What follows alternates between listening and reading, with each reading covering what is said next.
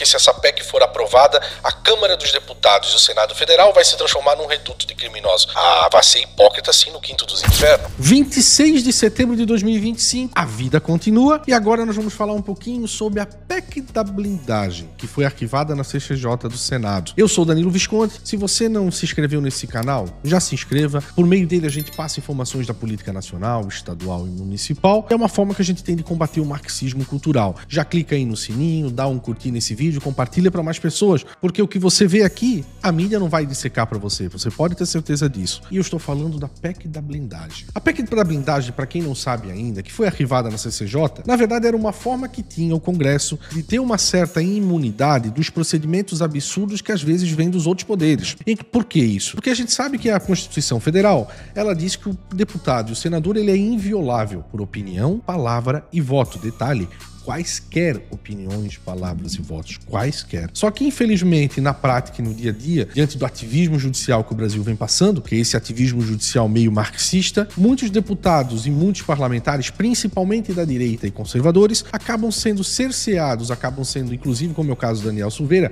acaba, inclusive, sendo preso apenas porque falou no Congresso ou falou lá no púlpito da Câmara, um determinado ministro não gostou, eles dão um jeito, abre um processo e prende o cara e acaba com a vida do cara. Na prática é assim que estava funcionando. Então a PEC da blindagem ela veio como uma forma de solucionar esse problema, dizendo que não, olha, para que um deputado, para que um senador possa ser processado, tem que ter uma autorização legislativa da Câmara dos Deputados, né? Então, alguns podem dizer, não, mas isso é uma forma, inclusive, de se criar criminosos, e eu vou chegar daqui a pouco nesse assunto para você ver como tem algo estranho no ar, e as pessoas podem ir contra a PEC da blindagem sem saber do que significa. Por quê? Porque a mídia passa uma narrativa como se os deputados quisessem apenas se blindar para cometer crimes. E não é bem assim, gente. Existe muito deputado bom. E se você começar a analisar o histórico dos deputados e senadores, vocês vão ver que os pilantras são sempre os mesmos. Os caras que cometem corrupção são sempre os mesmos. Os caras que estão mamando no sistema são sempre os mesmos. Mas o problema é que da forma que está hoje o nosso sistema jurídico, o nosso sistema legal, legislativo, hoje qualquer deputado que tenta enfrentar o sistema, esse cara vai ser perseguido. Esse cara vai ter a vida totalmente destruída, a família perseguida.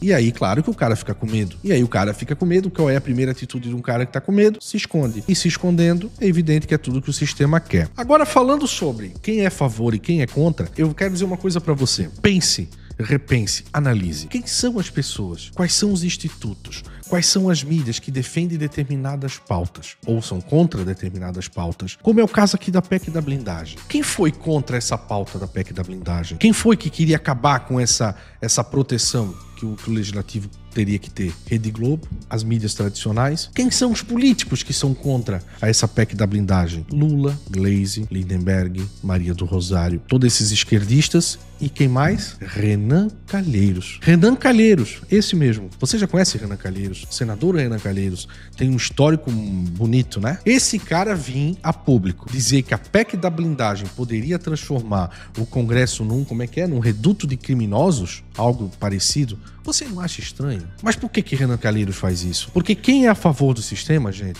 já está blindado. Não precisa de nenhuma segurança jurídica.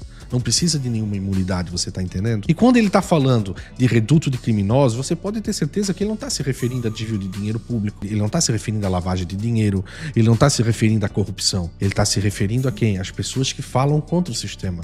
É isso que ele tá dizendo. Então você não acha muito estranho quando um cidadão desse, que tem um histórico meio duvidoso, vem a público e diz que sou contra a PEC da blindagem, porque se essa PEC for aprovada, a Câmara dos Deputados e o Senado Federal vai se transformar num reduto de criminosos. Ah, vai ser hipócrita assim no quinto dos infernos. E você tá vendo? Mas a mídia não fala isso pra você. Ninguém conta isso pra você. Então é isso que é o nosso papel, pessoal. Nós temos que ter senso crítico. Nós não podemos simplesmente absorver uma informação que a mídia fala, dizer, não, a PEC da blindagem vai permitir que criminosos continuem deputados. Não é bem assim, entendeu? É evidente que talvez o mau caráter, às vezes até vai se beneficiar. Só que isso é questão de tempo pra esse cara cair. Agora, a forma que o Brasil hoje tá passando, perseguições, censura, pessoas presas, pessoas com tornozeleira, tá evidente que é muito mais prejudicial para a sociedade brasileira nós estarmos na mão de uma ditadura judiciária do que nós talvez corrermos o risco de Renans aí da vida se beneficiarem talvez com essa lei. Você tá entendendo como é que funciona? A briga ela é muito maior, uma briga macro. E tudo passa pela cultura, gente. Tudo passa pela educação. E a educação que eu falo não é educação institucional, mas mas é uma educação política, crítica. O Brasil, ano que vem, ele vai passar pela eleição mais importante da sua história, principalmente nesses últimos 50 anos. O Brasil não vai continuar sendo como está. Ou o Brasil vai dar uma envergada para a direita, ou o Brasil vai totalmente para a esquerda com a corrupção do sistema. Vocês estão entendendo? Então nós temos que começar a criar medidas, nós temos que começar, nós, população,